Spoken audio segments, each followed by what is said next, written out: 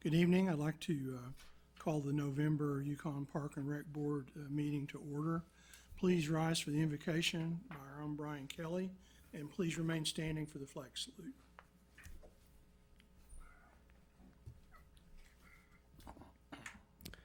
Join with me in prayer. Heavenly Father, we just thank you so much for this day. We thank you for this group that's gathered here, for your heart for parks and recreation, for the community of Yukon. Lord, we thank you for all of the blessings that you've given us. We thank you for just open doors for businesses and for growth in our city opportunities. Lord, we thank you for the upcoming Christmas in the Park season. Lord, as we approach this opening of Christmas in the Park this weekend, Lord, just bless those that visit Yukon with your peace. Let them feel your joy as they enter into our city. Let them have a wonderful and a safe time, and remember what the holiday season is all about, Jesus Christ. And in your Son's name we pray this. Amen. Amen. I pledge allegiance to the flag. United States of America, and to the republic for which it stands, one nation under God, indivisible, with liberty and justice for all.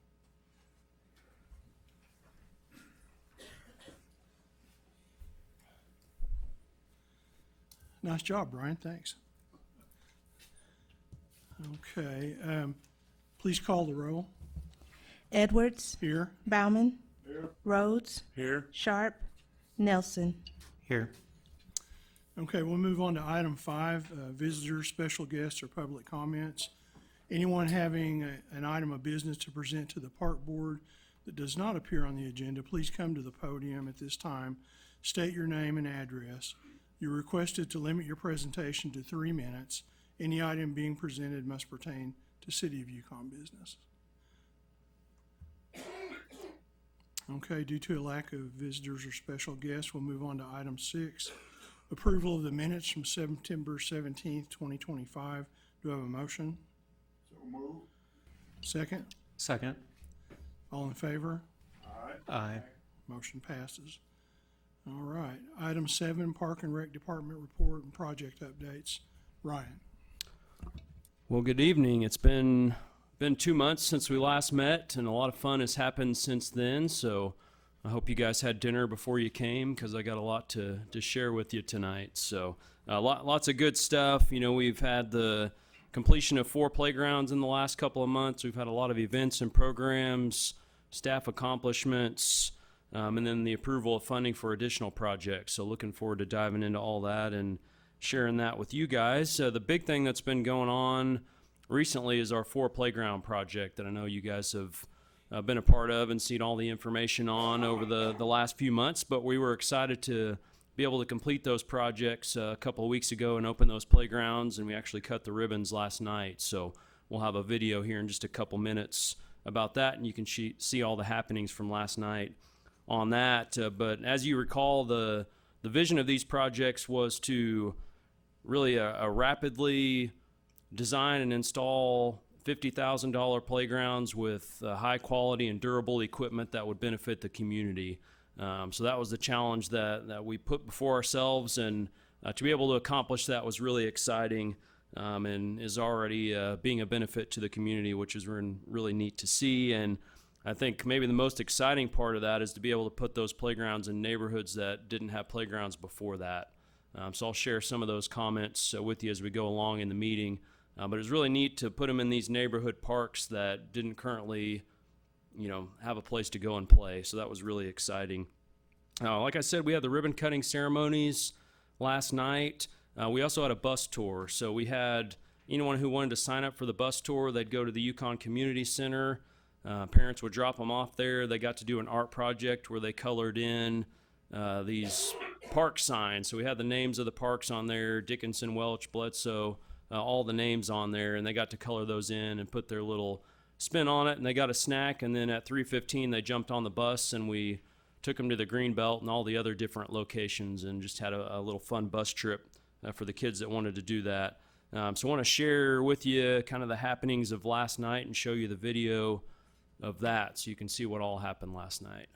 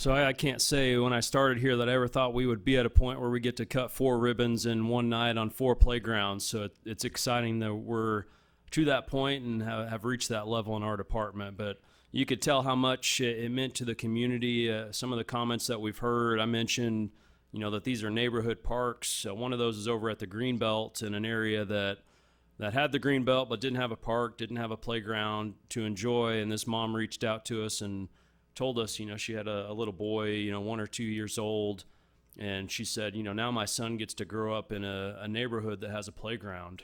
And so that's really what Parks and Recreation is all about. It's about providing those opportunities for people to improve their quality of life. A kid that wasn't going to grow up with a playground in his neighborhood is pretty cool that he gets to enjoy that now.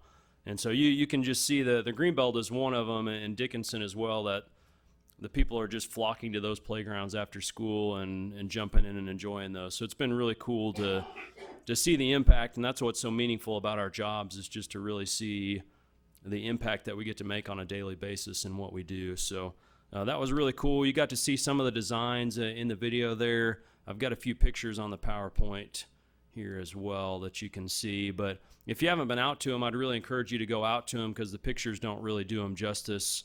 Especially because I took some of those pictures, so they don't turn out as well as some people. But the Greenbelt is there on the left. That's the first stop that we had. The one on the right is at Welch Park.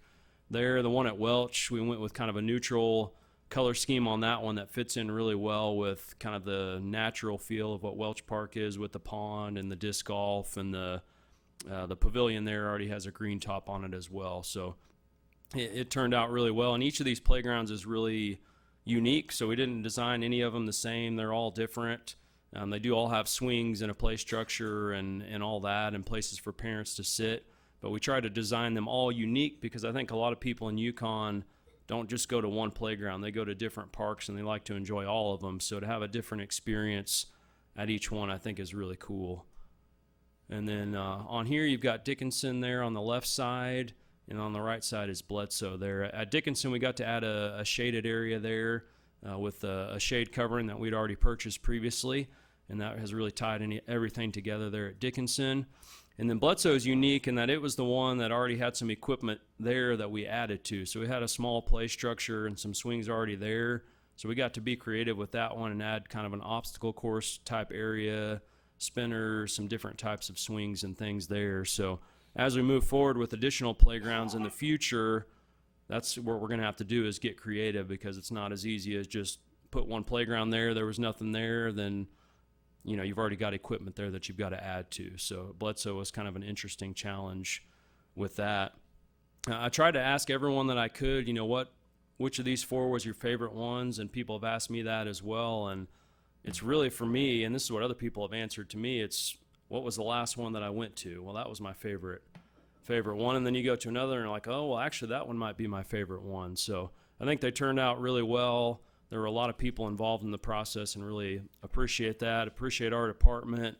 Appreciate the streets department and public works as well. They're the ones that poured the sidewalks and the parking spots at 2 of those locations, and really saved the city tens of thousands of dollars by doing that in-house. So that was really neat that we got to do it that way. But would encourage you to go out to these and check them out and see people enjoying them, because I think they're really making an impact with the quality of life in our community. And so with that, I'm excited to announce that last night, right on the end of cutting the ribbons on all these, we were approved for another $400,000 for playgrounds in Yukon, which was really exciting. So we've already got those locations in mind, and we want to have those in place by spring break here in Yukon. So another quick turnaround. So I'll kind of go through a little bit of that. I'm not going to give you all the details, because it'll take me all night to share all the details, and we're still working through some of that.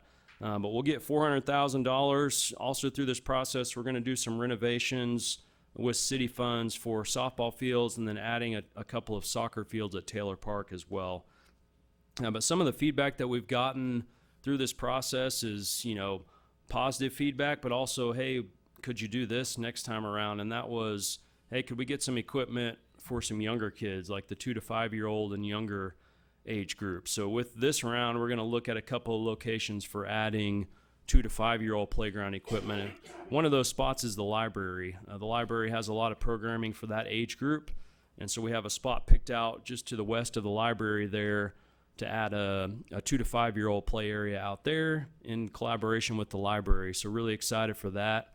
That one will most likely have turf or pour in place, pour in place is what we used at Freedom Trail out there, and it's a more inclusive playground surface there.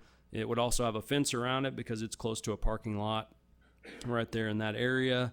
The nice thing is it would connect, right to, a sidewalk that's already there, so it's an easy connection there, and it's just a natural flow out from programming they're having in the library to then be able to go outside and enjoy the playground from there. So it's a really natural location to be able to add a playground right there.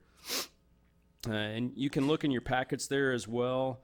It'll show kind of the specific locations for each of these playgrounds, starting with the library there, which is just to the west of the library.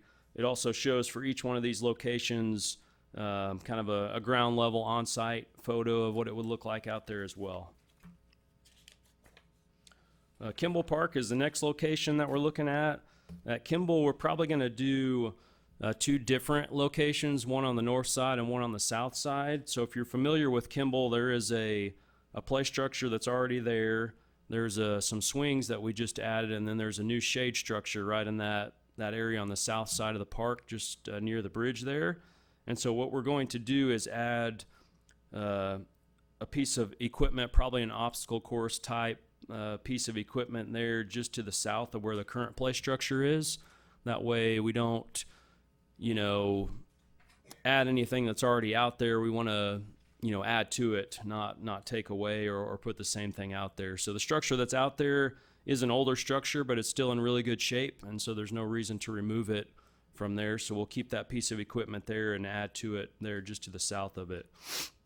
And then on the north side of the park is another one of those areas that we're looking at for a 2 to 5 year old equipment. There's already some toddler swings over there, and then there's a small area over there where we can add some different equipment. We've looked at kind of a sand digging area. They make a lot of equipment now where you can have pieces of equipment that help you dig and build stuff in there, which would be a neat little thing to add there. Another thing that we're looking at Kimball is the basketball court area right there. We've had a lot of requests for what we have at Freedom Trail, which is those smaller basketball hoops that we have out there. We have a large and small at Freedom Trail, and would like to do that at Kimball as well. So we're looking at that out there at Kimball, adding some additional concrete, and then finding a way to fit a couple of courts in there.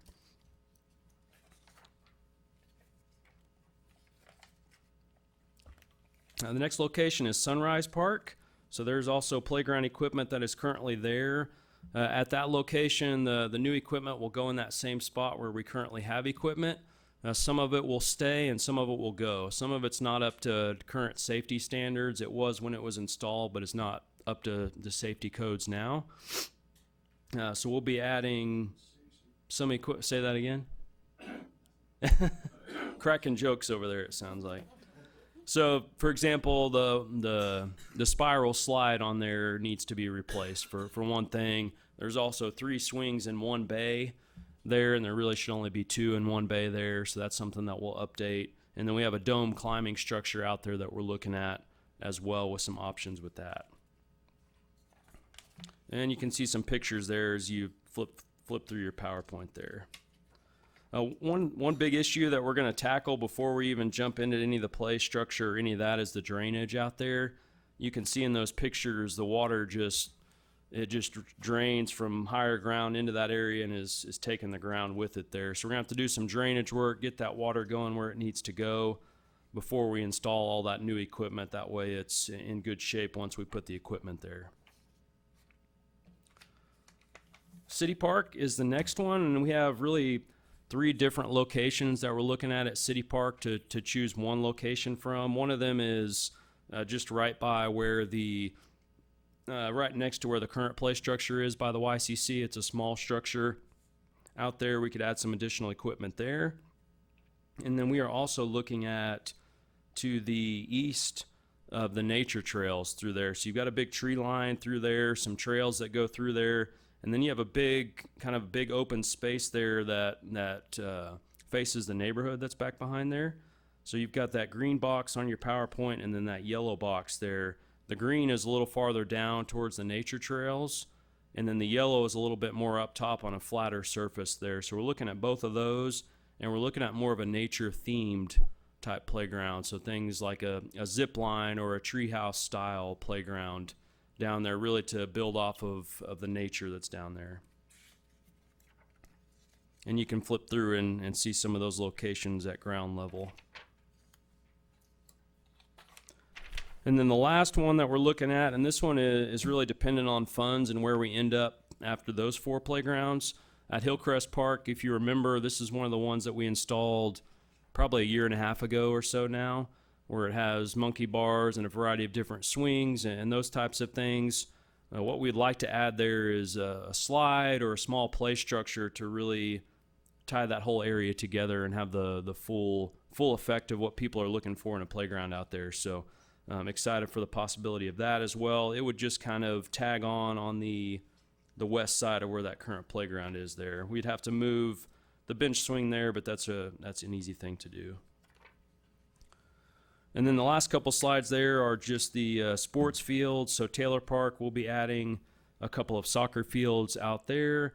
And then at Sunrise Park, where we're also doing the playground equipment, we will be doing some additional renovations to the softball fields out there. If you remember, we spent some money last year on doing a couple of renovations out there, so I want to continue through that process.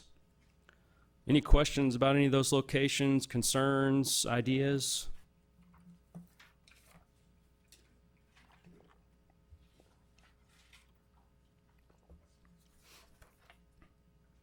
All right, it's settled then. The next thing I want to show you, we were just in the beginning stages of an Art in the Park project at the last meeting, where we were just getting started on, fixing up the side of that shed and starting the painting of it with our dolphin mural. This is right by City Splash, so when you're down there swimming next summer, you'll be able to look up at the top of the hill behind the community center and see this mural. So kind of think about that as we're watching this video. It's actually a time. It shows throughout the whole process of exactly what they did throughout the whole process when they painted it.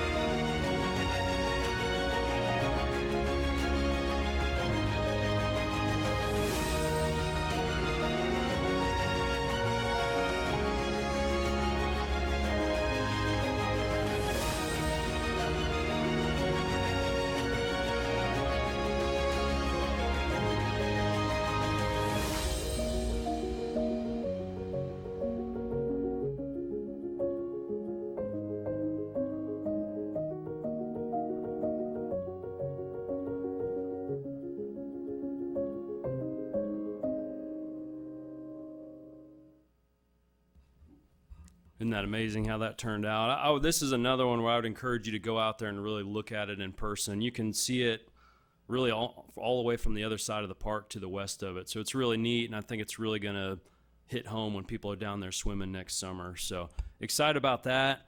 We're going to build off the momentum of this and add more Art in the Park projects moving forward. The next one, which will probably take place after Christmas in the park when we wrap that up, is on the green wall there down by the sand volleyball court, which is actually by City Splash down there as well. There's a wall that keeps all the sand and everything in. This same guy that did this mural is going to come out and do kind of a sports-themed mural. So is it 6 or 8 different designs? 9 different designs on there. There's, all the different sports. I think there's pickleball. Is there flag football? Fishing, just a bunch of different activities. So it's really going to show all the different activities that go on down there in City Park and have a mural for it. So really excited for that to come to fruition as well. Some additional upcoming projects. We've been in project mode for 2 years, and we're just going to keep on keeping on with the projects. So it's very exciting times. Freedom Trail restroom, which I've mentioned several times. We've been looking into options for this. We have a matching grant through the Land and Water Conservation Fund for this. So we need to spend that money and do that. But we were looking at options of a prefabricated building that we were going to put in there. And what we found from those buildings are really to put what would be the right thing in there to really upgrade would be north of $400,000 to be able to do that. So it's not within the budget that we have, but what we found out is just having someone come in and build one from the ground is the way to go and much cheaper, and will still be a high quality building rather than bringing a crane in and you've got uneven terrain out there and you're trying to drop that prefabricated building in there, and it wasn't going to work out financially or with the terrain or any of that. So we're going to have somebody come in and build that from the ground up, and it'll be a high quality building, and we'll be able to finish that within budget. So looking forward to that. Where's the location on that? It's at the same location at Freedom Trail, and where the current restroom is there. Yep. So that one's getting in pretty rough shape. If you've been inside of those lately, it really doesn't fit in with the new playground out there and what we've got going on out there. So that's of the bathrooms that we have, that's one that's in the worst condition in our parks comparatively. But they're getting so expensive to do that you really have to get creative and do it the right way. Some other projects that are coming up, we're going to be replacing the flooring in the Dale Robertson Center in the next couple of months. So we're going through the process of planning that. We're going to be replacing some more doors, exterior doors at the Yukon Community Center. We're going to be replacing more fencing at baseball and t-ball out in City Park. And then we're also continuing the process of replacing our park signage, our main park signage. So you guys have seen the pictures of the one that's at City Park. That's kind of the big stone, kind of looks like a rock out there. So we did one at City Park several years ago. We're going to do one at Freedom Trail. They're actually making it right now. We'll put that one out there. And then we're going to do kind of half and half. So next year we're going to request in the capital budget to do half of the remaining parks, and then the following year we'll try to budget for the other half of those. And so we'll have consistent signage. And if you've seen that sign, I think you guys will all like what that looks like out there. I showed you in a previous meeting, but can show you again if you're interested. What about the old original brick signage? Which park are you referring to? City Park, Kimball, Bledsoe. I They're think pretty old. Yeah, I think the ones that we can salvage that are still in decent shape can be put somewhere else in the park and not be the main signage there. But I think we can repurpose those in some areas for the ones that we can salvage out there. But that's something that we'll be looking at kind of on a case-by-case basis on those. But I think some of those, have a historical concept to them. And so to throw those away would, that may not be the right thing to do with some of those. So that'll be something we discuss as we go through it, and maybe it's, the main sign out that everyone sees is the newer one, but we put the other one somewhere else within the same park. Moving on, I was surprised because I was looking back and seeing where we were in the master planning process at the point of the last meeting, and 2 months ago we hadn't even selected a company at that point. So we did go and select a company. RDG Planning and Design is the name of the company. They're working in collaboration with some other groups as well who have different expertise in, things like aquatics and recreation programming. And then they have a local landscape architecture firm that they're working with as well. But we've started working with them, and they've been great to work with so far. They've done a really good job. We've had meetings about community engagement, GIS meetings, all sorts of different things, and we're getting the ball rolling on that. The first official community engagement opportunity is going to be at opening night of Christmas in the park. So we'll have a tent set up for them out there, first of all, where we start the Chill Your Cheeks 5K to get some interaction going there. And then we'll move that tent kind of more into the carnival area for people to interact with them. And they'll have a little survey asking people, what would you like to see more of in Parks and Recreation in the future here in Yukon, that sort of thing. And kind of leave it open-ended for people to really speak their mind on all that. And it's also an opportunity just to get the word out there that we are doing a master plan, because right now we're really pushing that out there, and we want as many people to know that we want to hear their feedback through this process. So looking forward to that. Will I also be bribing people a little bit with a raffle drawing? So if they interact with the people that are doing the master plan out there, they'll get a raffle ticket, and then we'll have a drawing on the stage when we do our drawings, I think at close to the end of the Kringle Carnival there. There will be a project website for the master plan. It's a social pinpoint website.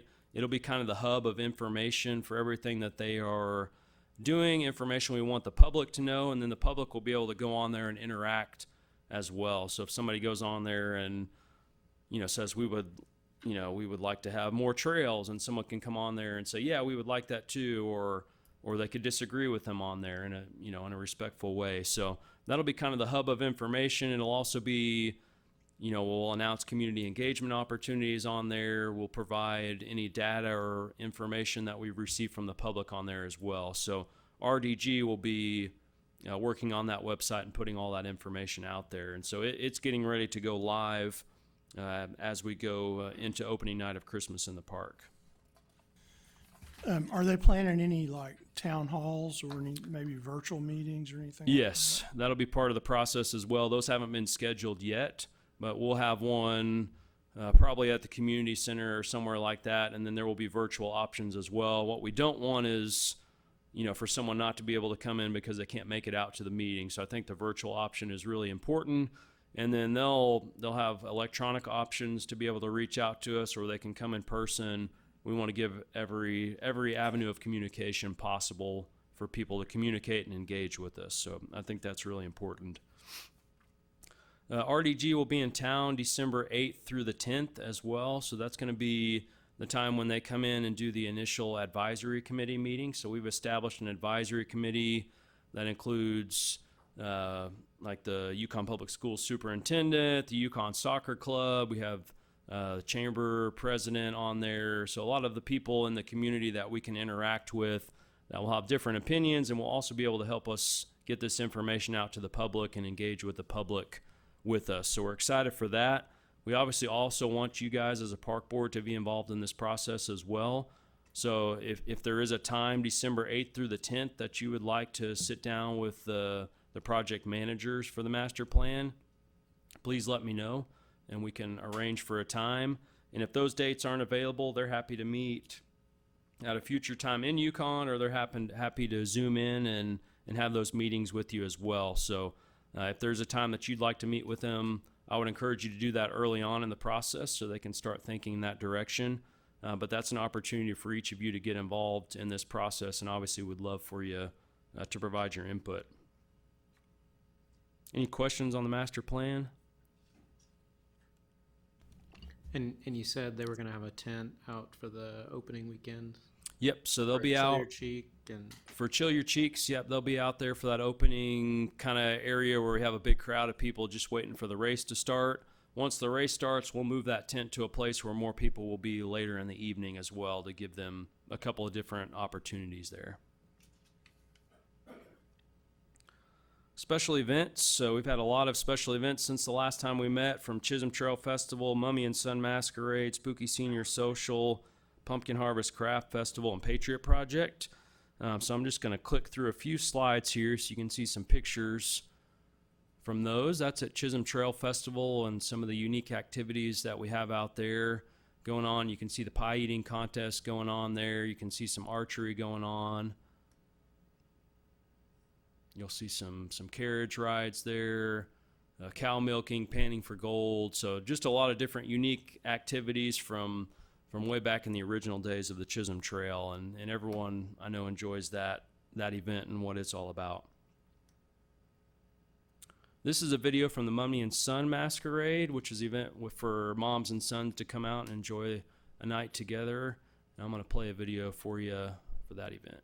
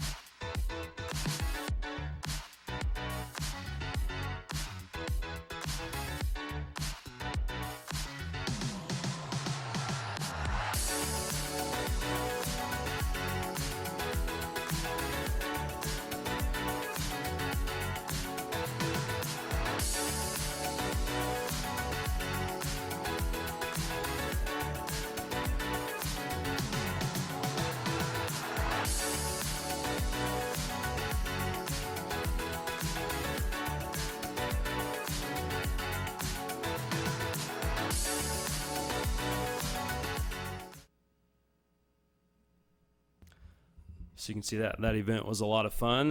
What you can see next on the screen there is from the Spooky Senior Social, which I know our seniors always have a great time at. You can see a costume contest they had going on. They always have performances at their social where their classes will put on different performances for the attendees there as well. This is the Pumpkin Harvest Craft Festival at Jackie Cooper Gym, where we have vendors come up and bring their mostly homemade goods and local made goods, and people come in and do their Christmas shopping and just enjoy that. There, we always use this as a fundraiser as well and sell baked goods and have concession items out at this event as well. This is Patriot Project, so I think you guys are all familiar with Patriot Project. It is a partnership with Southwest Covenant where they bring out about 1,000 teachers, students, parents, volunteers, students from pre-K all the way to seniors in high school, and it's really a lesson for them and for us about giving back to the community and serving the community in a great way. And so they do a fantastic job with this event. They raise a lot of money for their school as part of Patriot Project, but then they give us money to be able to do these projects as well that they help with. So you can see some of the pictures here of those projects that are going on, and another slide of some additional. There you can see the group photo on the top left of just how many people, and that's not even everybody in that picture there, but they did so many projects. I just want to go through several of those and just run through and tell you some of the things that they do out there. They plant bulbs for flowers that grow in the spring. They pick up horse apples. They do a variety of different Christmas lights projects, so they really help us get to the finish line on a lot of our Christmas in the Park setup with things that it really takes a lot of people to set up those lights. And so they put the finishing touches on a lot of that. They clean up flower beds. They do a lot of painting projects. They paint curbs, buildings, electrical boxes. They add mulch to our playground that's down there for safety surfacing. They clean up the nature trails. They added riprap around the pond. They did some additional work, if you remember last year, with the area that we call kind of our geese area, where the geese have kind of trampled the ground there, where we did some native grasses and flowers in there. Well, they went to the other side of the sidewalk and have started working over there as well. So this is kind of year 2 and phase 2 of that project that they're working on. And then they also installed a butterfly garden, which I'll talk a little bit about, of a grant that we received a little bit later for that installation as well. But that's just a few of the many projects that they do. It's really in about a 5 or 6 hour window, and they do a tremendous amount of work. It's also really neat because we get to see all of our staff in leadership roles out there. So each of our staff member leads a project with a group and with a parent leader. So we really get to see our staff leading in a different way. Some upcoming events that we have that I want to let you guys know about. You guys are all invited tomorrow to the Thanksgiving lunch at the Dale Robertson Center. It starts at 11 a.m. If you're able to make it out there, you're more than welcome to. It'll be a big crowd and a good meal to get everyone together and celebrate. I also sent an email out. We're having a staff night where Park Board and the City Council are also invited. That's tomorrow evening from 6 to 8. To see Christmas in the Park before Christmas in the Park opens. So it's a great opportunity if you want to take yourself or your family through the lights. You can check that out before all the cars get out there. We'll have some free hot chocolate for everybody, free train rides, and of course all this is weather dependent. I know we have some rain on the way potentially tomorrow, so we may make some adjustments, and it may just be kind of a drive-through thing and not a walk-through type of thing. So but you guys are all invited to come check it out and see what Christmas in the Park is all about before we take over the town on Saturday with that. And then, so Saturday is opening night of Christmas in the Park. We have a schedule here of all the activities that evening. So we have the mascot dash at 4:30. Chill Your Cheeks starts at 5. The Jingle Walk's at 5:30. Kringle Carnival also starts at 5:30. The gates to the park open at 6 o'clock, so that's when people can start driving through and seeing the Christmas lights at that point. And then the drone show is at 7 o'clock, so we're excited for the drone show again this year. It'll be a unique one, and I think you guys are really going to enjoy it. We saw kind of some of the basics of it today, so I think you guys are really going to enjoy that. Is the Ilsa Ice Castle going to be out there?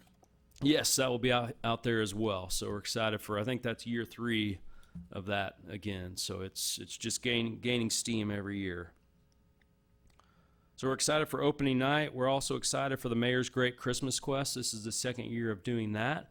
And basically what that is a big scavenger hunt with all the Christmas displays that we have out there, and we give them clues and they go out and find those displays, and then we have some raffle drawings and some awards for the fastest finishers on that. So we're looking forward to that on December 11th. And then kind of the last upcoming event is Sounds of the Season on December 18th. If you guys would like to attend, please let us know, and we'll get some tickets to you for that. We have the Oklahoma Metropolitan Orchestra out again this year. That's with Zach Daniels. They're the group that came out last year and did such a great job with the event, so looking forward to having them out again. Moving on to athletics, excited to say we had a record number of teams for our basketball league signups this year with the Northwest Basketball Association. So last year we had 49 teams. This year we have 57 teams. So we increased by 8 teams. So really excited to have the increased participation in that. We've also had a program that actually Ashley put together, which is our Little Dribblers program, which I think we have a few photos of that we'll go through here. And that's for 3 to 6 year olds that come out and play basketball, and they have a practice. So it all takes place on one day on Saturdays. They have their practice, then they come out and play the game right after that. So it's a great opportunity to just come one day a week, learn basketball, and have a good time out there. So we've had really good participation. We've had 55 participants, which is as many as we can get given the space and the time that we have right now. So it's been a great turnout for that. I think we have a few more pictures here as well. And so one of the big goals that we have moving forward within athletics, to grow in athletics, is really to start the kids at a young age, and this is a great example of that, and getting them started younger, and then hopefully we'll be able to filter them into the older basketball leagues as well. These are some pictures of our All-Star Football Challenge out at Taylor Park. So they have kind of 3 components to it: a kick, punt, and pass. So you've probably heard of punt, pass, and kick, which is a big program that they used to do in the past. This is a similar version of that here locally, and so we had a great turnout for that, and I know the kids really enjoy getting involved in that. On the park side, obviously we're done with mowing now. We had to mow for, seemed like forever this year with all the rain and everything, but we are thankfully done mowing for the year now, so that's exciting to move on to some different things, which means obviously Christmas in the park. It means, right now it meant playground installations. It meant all the projects for Patriot Project. So the guys have been really busy working on a lot of different projects going on out there, so really appreciate their hard work. On the programming side of things, I'll just mention a couple of programmings here. One of those is Little Explorers, which I think we have a photo of here as well. That program is really meant to be kind of a nature-based program to get people out and about enjoying nature, and then doing projects associated with that as well, which you can see in the photos there. And then we also had our fall break kids camp last month, which you can see some photos there of some of the different arts and crafts projects that they were doing at the community center as part of kids camp. And then we had our big pumpkin roll on top of Boot Hill, which is a classic that we do every year as part of fall break kids camp, where they roll their pumpkins down the hill. Wanted to talk about some staff accomplishments and brag a little bit about some Parks and Recreation staff. This picture in the center there in the white shirt is John Niebling. John worked with us for 7 years here in Parks and Recreation and really earned the nickname Johnny Chainsaw. So Johnny Chainsaw loved to cut tree branches. You can see all the guys there have all the tree trimming equipment there, and he loved doing that. He was also the fastest guy at cleaning up our parks as well. So you turn around at Rock the Root and he'd have the whole street cleaned up. He was just a master of how quickly he moved, and he was like 2 guys in one with his work ethic and how fast he worked. So John retired probably 3 months ago now. We had a big celebration for him out in the park and really showed how much we appreciate him. But John's such a positive guy. He's one of those guys where he would see you from one end of the park or one end of the parking lot, and he would holler at you and just make your day and have a conversation with you. And so we just want to give a big shout out to John and what he meant to the city for all of his hard work during his time here in Yukon. Also wanted to give a shout out to Brian. Brian graduated the Emerging Leaders Academy. He's kind of one step ahead of me and Ashley on the graduation stage there. I think we graduate next time around, but the Emerging Leaders Academy, we had to go through several different training sessions, and the organizations that put that on is the City Managers Association of Oklahoma and the Oklahoma Municipal Management Services organization. So basically what it does is it prepares leaders in municipal government for future jobs or current jobs as directors or who are interested in becoming city managers one day. So it's really a leadership growth training program. And so congrats to Brian for graduating this past month. We also attended the ORPS conference, which is our state Parks and Recreation conference here in Oklahoma, and was excited that we had 5 people volunteer to present at the conference this year, which is I think a great sign that we have that many leaders in our department that want to go and share that information with other people across Oklahoma. So I want to give them some shout outs. We had Sutton Clark, who did a presentation on fueling the fun, which is all about creating a fun work environment. Kyle Hawes on Team Rhythm. Nash Tabor and Patrick Langley talked about the programming paradox when everyone wants the gym and how to overcome some of those challenges. And then Becky Campbell, who's one of our program specialists who does a lot of cooking programs, talked about cooking up fun, developing culinary and nutrition programs. So it was really exciting to just sit in the audience and watch them present and watch all the interaction that they had. And it was just a really, I know, proud moment for all of us to see them step up and share their knowledge with other people across the state. Had some award winners at the conference as well, which was really exciting.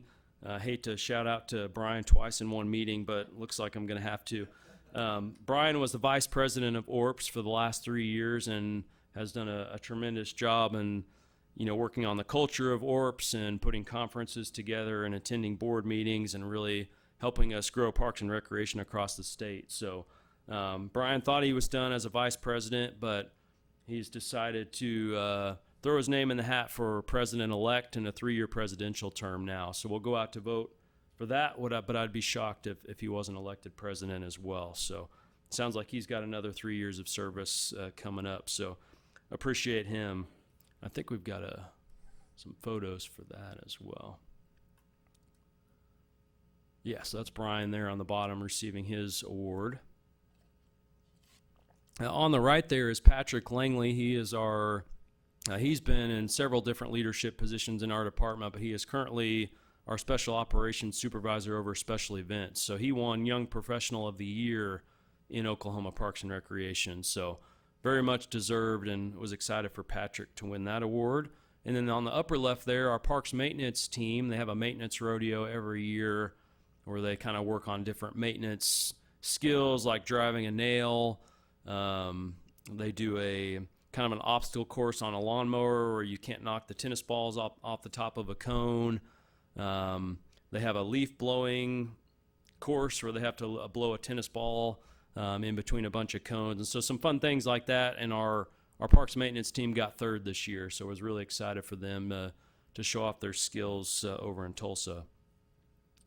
Overall, kind of what was most exciting for me at the ORPS conference was the number of people that came up to us and wanted to know, what are you doing different in Yukon? Because they could see it. They could see it in our people, that our people are happy and positive. I know Brian and I both, and Ashley would have as well. She was kind of the man in the ship here. But we had people come up to us constantly after our staff presented or just interacting with our staff and just asking, what are you guys doing differently? How are you keeping your employees happy? How do you have so many leaders in your department? So was really proud of the staff and how they represented themselves at the conference. And I think that speaks really highly to the caliber of staff that we have in our department. So that was really neat. We had 14 staff that attended and had a great educational experience there as well. And I'll also point out that in addition to Brian most likely joining the board, Nash Tabor, one of our program specialists, is also up for election on the ORPS board. So it's exciting for me to see our staff leading the future of Parks and Recreation in Oklahoma. I think, we don't want that to stop in Yukon. We want that to spread throughout the whole state. So that's really exciting. A couple of grants I wanted to update you guys on. We did receive the senior grant. I think I mentioned that to you last month, but just under $25,000 the DRC will receive from that grant for food supplies and equipment there at the DRC. So shout out to Ashley. Ashley worked really hard on that grant, and Shelby, who is our facility manager over there. So really appreciate them. And then I also mentioned earlier we got a $1,500 grant for the butterfly garden that we'll have at the YCC. So Ashley was instrumental in that as well. Just really appreciate the staff and the hard work that they're putting in to get that free money and putting that towards good use in our community. Last thing, you can find us at yukonok.gov/fun, or you can find us on Facebook. And Facebook is where we put all of our up-to-date information with events, programs, new playgrounds, master plan, all that good stuff. So you can find us on the website or on Facebook. That's all I got. Well, that was a lot. So, wow. Really, really proud of you guys for showing up at ORPS and, being leaders, getting people interested in what's happening in Yukon. I've been seeing it for a few years. You guys do a great job. Love the culture. It's great. Okay. We'll move on to item 8, new business. Do we have any new business?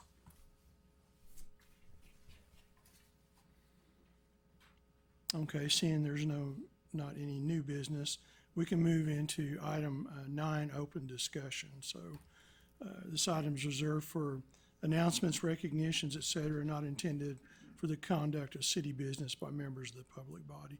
We'll start with Tim. Just want to congratulate you guys on everything you do, of course, and continued congratulations to those of you that got recognized at the awards conference. I know that, those awards don't come easily, and it's voted on by your peers. So that's a lot of respect shown to our staff here. And congratulations on that, and just everything that's going on. Just continue doing what you're doing, and go on. Thanks. We'll move on to Joe. Well, congratulations to Brian for your award. And you mentioned, Ryan, that a lot of the recognition of the Yukon Parks and Rec comes from the quality of staff. I would submit that it also comes from the quality of leadership that we have here, and most of whom are sitting right here. Because without that, a quality staff is not going to function that well anyway. So I think you guys deserve a lot of recognition for that. And as always, you do such amazing stuff. And I'm particularly blown away by the Patriot Project. To me, that is the most amazing thing that you could do for the city of Yukon. And I don't know how it got started. I think it was long before you showed up here, but you've kept it going and it works really well. And congratulations on that. Keep it going.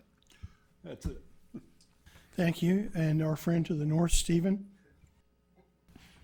Thanks, Joe. Thank you, one and all. Awesome work making progress with the parks.